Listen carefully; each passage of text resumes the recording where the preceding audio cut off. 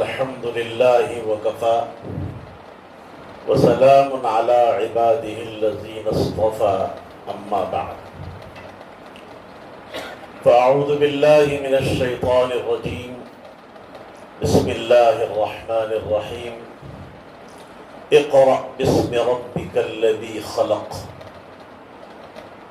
وقال النبي صلى الله عليه وسلم انما بعثت معلما وقال بعثت لأتمم مكارم الأخلاق او كما قال علیہ الصلاۃ والسلام۔ قابل صد احترام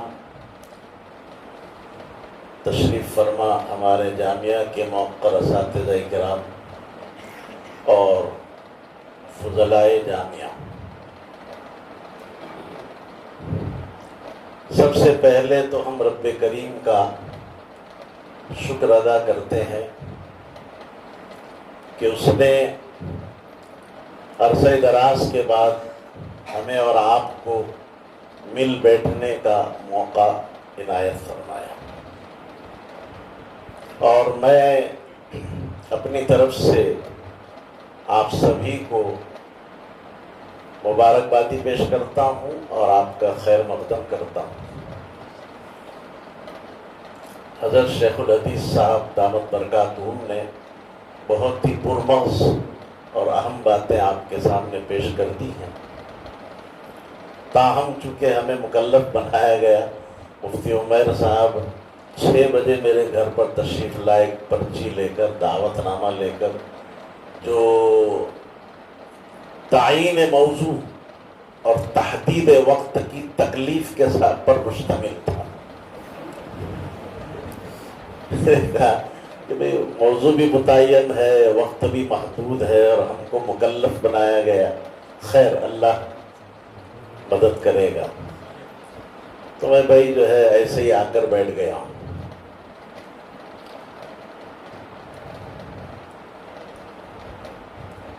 نبی علیہ السلام کی بعثت کے 2 مقصد اس دونوں حدیثوں میں بیان کیے۔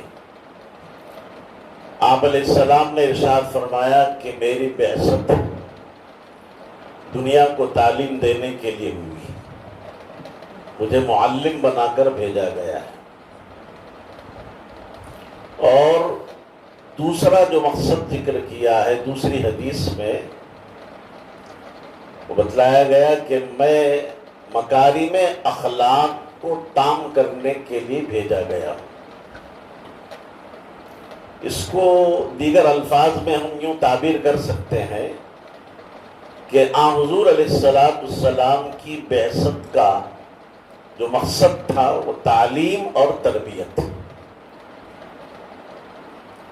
اور انہی 2 اہم مقاصد کے پیش نظر مکاتب قرآنیہ اور مدارس اسلامیہ کا قیام عمل میں آیا ہے اور آ رہا ہے۔ علماء کے پیش نظر یہی 2 چیزیں ہوتی ہیں کہ تعلیم بھی ہو اور تربیت بھی ہو، اور تعلیم کا آغاز کم سنی کی عمر میں، بچپن میں کس سے ہوتا ہے؟ مکاتب قرآنیہ ہی سے ہوتا ہے۔ سب سے پہلے آج آپ دیکھیے ہمارے جتنے بھی اسلاف ہیں یا ابھی موجود جو بیٹھے ہوئے ہیں، یہ جب چھوٹی عمر میں کے تھے تو کیا کسی جامعہ میں انہوں نے داخلہ لیا تھا؟ نہیں۔ آج ماشاءاللہ بھی کتابیں ہماری شروع ہو رہی ہے، مصنفین کے احوال پیش کیے جا رہے ہیں طلبہ کے سامنے، ان میں جو ہے یہ بیان کیا جاتا ہے کہ صاحب ہدایہ فلاں سن میں پیدا ہوئے اور آپ کی تعلیم کا آغاز اس طریقے سے ہوا۔ تو قرآنی مکاتب ہی سے پڑھ کر جو ہے یہ سب ہمارے علماء کیا ہوئے ہیں؟ تیار ہوئے۔ علم ذاتی چیز نہیں ہے ہماری، انسان کی ذات میں علم نہیں رکھا گیا۔ ہاں علم کو حاصل کرنے کی قابلیت اور صلاحیت اور استعداد ضرور رکھی گئی ہے۔ واللہ اخرجکم من بطون امہاتکم لا تعلمون شیئا وجعل لکم السمع والابصار والافئدہ لعلکم تشکرون۔ اور دوسری چیز جو اخلاق ہے، اخلاق انسان کے اندر موجود ہوتے ہیں، انہیں صرف درست کرنے کی ضرورت ہے۔ علم نہیں ہوتا، علم کو باہر سے لایا جاتا ہے، مگر اخلاق انسان کے اندر کیا ہوتے ہیں؟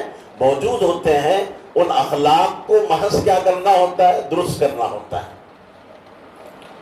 اور اخلاق میں اعتدال پیدا کرنے کے لیے علم کی ضرورت ہے۔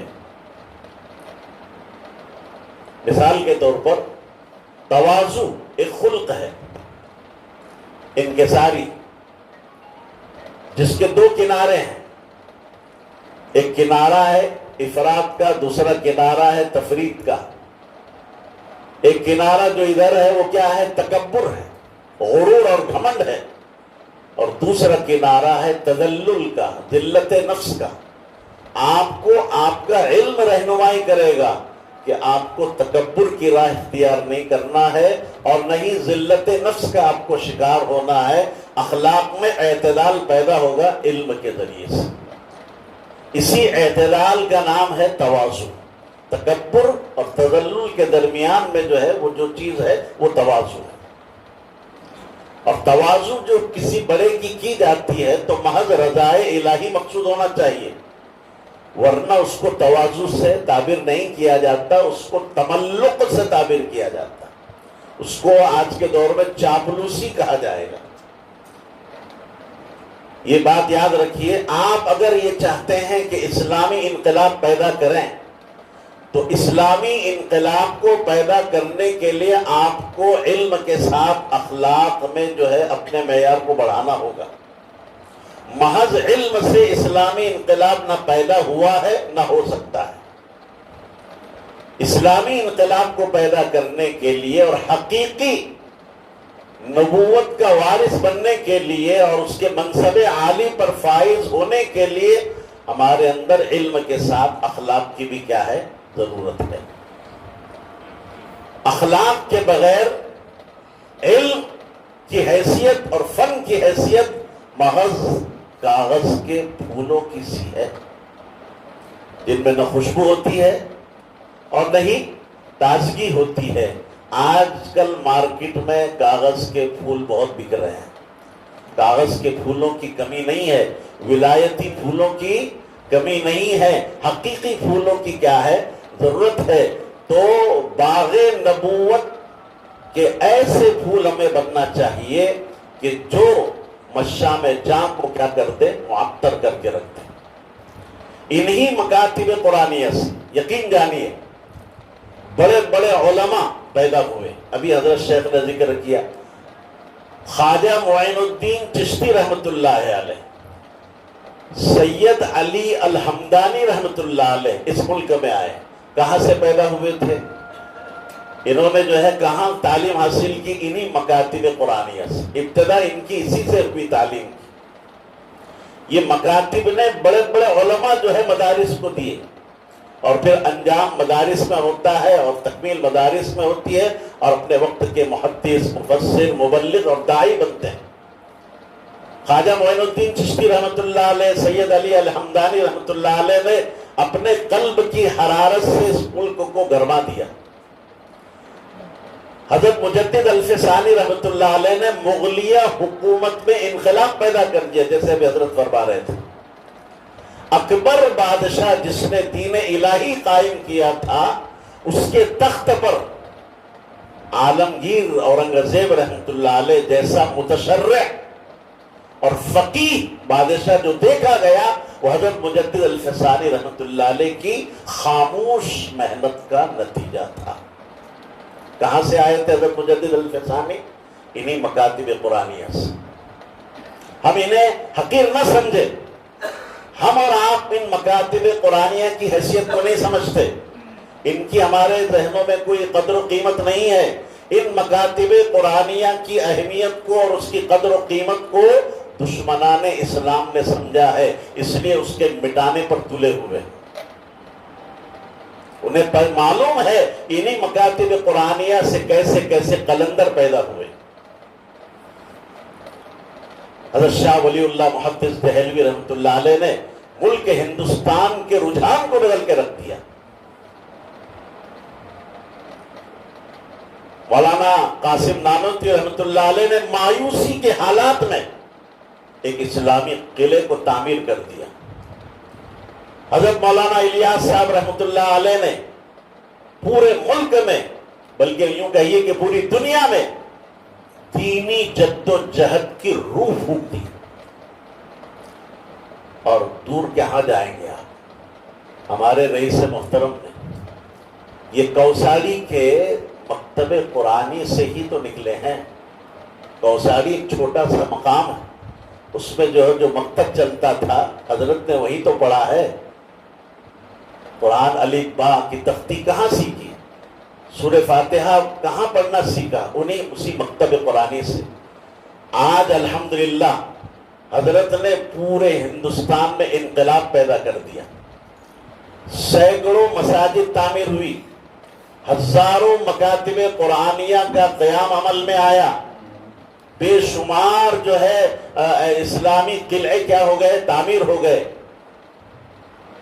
وہ کام آپ نے انجام دیا بقول حضرت مولانا ذوالفقار صاحب رحمۃ اللہ علیہ فرماتے تھے کہ تجدیدی کارنامے حضرت وستانوی دامت برکاتہم نے انجام دیا۔ اللہ حضرت کی دعا جو ہے عمر کو دراز فرمائے، عافیتوں کے ساتھ دعا کیجیے۔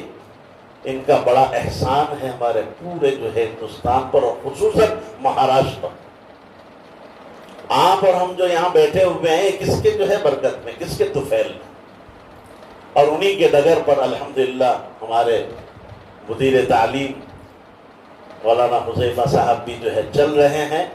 اللہ ان کو بھی حاسدین کے حسد سے اور شریروں کی شرارت سے اور فتین کے فتنوں سے اور بد نظری سے اللہ ان کی حفاظت فرمائے۔ یاد رکھیے زمانہ بڑا حقیقت شناس ہے، یہ بلندیوں کے سامنے ہی جھکتا ہے۔ اس لیے ہمیں اور اللہ نے ہمارے لیے جو راستے کا انتخاب کیا ہے، یقین جانیے وہ ایثار کا راستہ ہے، وہ قربانیوں کا راستہ ہے، وہ جافشانیوں کا راستہ ہے، جفا کشی کا راستہ ہے، وہ بلند ہمتیوں کا راستہ ہے، دنیاوی سرماداریوں کا راستہ نہیں ہے، وہ معاشی حوصلہ مندیوں کا راستہ نہیں ہے۔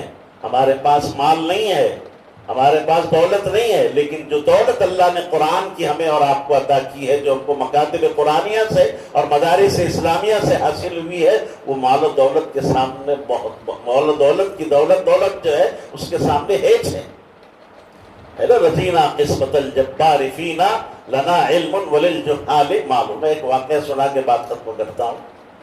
ایک بہت اللہ والے اہل دل گزر رہے تھے ایک شہر سے، تو دیکھا کہ شہر کے چاروں دروازے بند ہیں۔ انہیں بڑا تعجب ہوا، ادھر کی گاڑیاں ادھر رکی ہوئی ہے، اندر کی گاڑیاں باہر نہیں جا سکتی، باہر کے اندر نہیں آ سکتی۔ انہوں نے تحقیق کی اور پوچھا کہ بھائی یہ شہر کے دروازے کیوں بند کر دیے گئے؟ تو کسی نے ان کو بتلایا کہ بادشاہ سلامت کا باز گم ہو گیا ہے۔ کیا گم ہو گیا ہے؟ باز۔ اور باز کیا ہوتا ہے؟ ایک پرندہ ہوتا ہے۔ تو اللہ والوں نے دل میں سوچا کہ اے اللہ، یہ بادشاہ کتنا بے وقوف اور احمق ہے کہ بھئی باز تو ایک پرندہ ہے، وہ تو چھتوں پر سے بھی اڑ کر گزر سکتا ہے، اس کو دروازے بند کرنے کی کیا ضرورت ہے؟ کوئی جال ڈالتا کہ جو ہے وہ نہ جا پاتا، دروازے بند کرنے سے کیا فائدہ؟ اور دل ہی دل میں شکایت اللہ سے کرنے لگے، شکوہ کہ اے اللہ، آپ نے ایسے احمقوں کو بادشاہت اور سلطنت عطا کی ہے، اور ہم جیسے اہل دل لوگ معرفت جن کو حاصل ہے وہ چوتیاں چٹکاتے پھر رہے ہیں۔ عاطف غیبی نے ایک ندا آئی، دل میں ایک بات ڈالی گئی، پوچھا گیا کہ کیا ایسا کیا جائے کہ آپ کا دل اور آپ کی معرفت اس بادشاہ کو دے دی جائے اور اس بادشاہ کی سلطنت آپ کو دے دی جائے؟ اللہ والے فوراً سمجھ گئے اور کہا کہ نہیں، مجھے اس کی ضرورت نہیں ہے۔ تو میرے بھائیوں، آپ اور ہمارے پاس اگر مال نہیں ہے تو فکر کرنے کی ضرورت نہیں ہے، تملق کرنے کی ضرورت نہیں ہے، چاپلوسیاں کرنے کی ضرورت نہیں ہے۔ آپ مکاتب قرآنیہ میں کام کر رہے ہوں گے، امامت کر رہے ہوں گے، آپ کو محض کس کی رضا مقصود ہونی چاہیے، آپ پیش نظر ہونی چاہیے، اللہ تبارک و تعالیٰ۔ اللہ تعالیٰ مجھے اور آپ سبھی کو کہنے سننے سے زیادہ عمل کی توفیق عطا فرمائے۔ وما علینا الا البلاغ۔